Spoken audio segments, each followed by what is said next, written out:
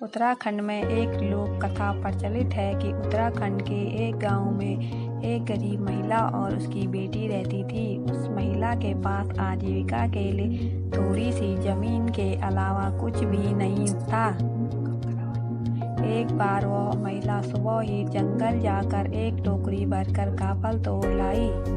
उसके बाद उसने अपनी बेटी को नींद से जगाया और कहा कि धूप आने लगी है, मैं खेत से गेहूं काट कर आती हूँ, तब तक सिलबट्टे में नमक पीस कर तैयार रखना, फिर हम दोनों साथ मिलकर काफल खाएंगे। सुनकर उसकी बेटी उसे कहती है, माँ कल रात से कुछ भी नहीं खाया है, मुझे बहुत तेज भूख लग रही है, कुछ काफल मुझे खाना है। लेकिन उसकी माँ उसे मना करके गेहूं काटने खेत में चली जाती है। माँ की बात मानकर बच्ची दोपहर तक इंतजार करती है। इस दौरान भूख के कारण कई बार उन रसीले काफलों को देखकर बच्ची के मन में लालच आया, पर माँ की बात मानकर वह खुद पर काबू कर बैठी रही।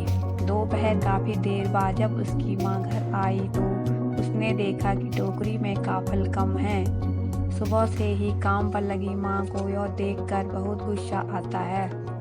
वह अपनी बेटी से कहती है, मेरे मना करने के बाद भी तूने इसे क्यों खाया? इस पर उसकी बेटी उसे कहती है कि मैं अपने मरे हुए पिता की कसम खाती हूँ, मैंने इसमें से एक काफल चखा तक नहीं।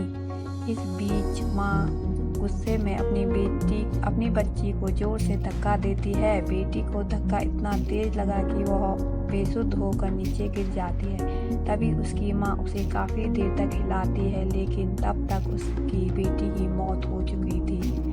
माँ अपनी औलाद की इस तरह मौत पर वहीं बैठकर रोती रही। इधर शाम होते होते काफल की टोकरी फिर से पूरी भर गई। जब उस महिला की नज़र टोकरी पर पड़ी तो उसे समझ में आता है कि दिन की तेज धूप और गर्मी के कारण काफल मुरझा गए और शाम को ठंडी हवा लगते ही वो फिर ताजे हो गए।